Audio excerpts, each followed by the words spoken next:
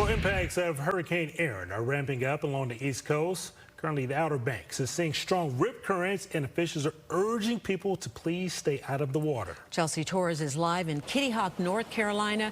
Chelsea, how's it looking out there today?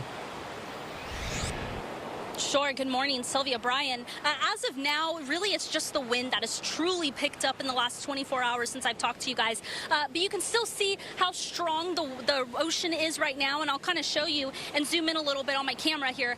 But what's so fascinating is that right now there is a double red flag warning. So I'm going to show you just the line of red flag warnings that are, and that truly just means no swimming right now. But you're going to see a bunch of people here on the beach. However, no one's getting in the water. There's actually been lifeguards up and down the coastline on ATVs, making sure that people do not get too far into the water. And when you look and see just how rough it is, I mean, it sounds pretty angry, but I'll be honest, Brian, Sylvia, yesterday it did seem a little bit louder. One thing that I've noticed is that a lot of the people that are on the pier are actually enjoying this for fishing. I was speaking to some fishermen, and they said, yeah, when storms come, this is the time to be out with your line and rod. So that's what we've been noticing out here. I mean, when we talk about that rip current, though, and how strong that undertow is, we've already seen just south of where I am over 70 water rescues from rip currents alone in one of the beaches in southeast North Carolina. Then you have Hatteras Island, which is also an hour south of where I am.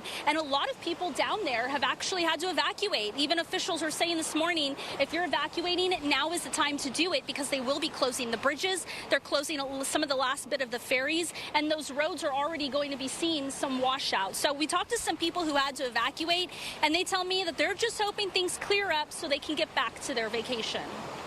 Oh, this is the first time probably in 15 years that we actually got chased out. Getting treacherous even yesterday. There were probably 10-foot, 12-foot waves. There were huge swells looking out over the ocean. You could see them coming in for probably a quarter-mile out and breaking on the beach. And by the time we left the beach yesterday, it was all the way up to the dune. So we're hoping that it's not as bad as predicted, and we can return down there and finish our vacation down there.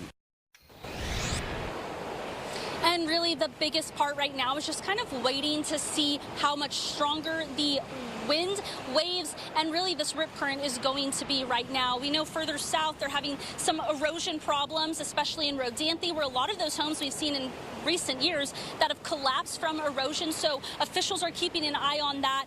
But really right here, it's just a matter of seeing how strong this gets. And we're told that the impacts will really hit as the day goes on today and then tomorrow morning. Brian, Sylvia. All right, thanks for Torres. Thank you. Something to see, isn't it? Yeah, it is. Wow. Okay.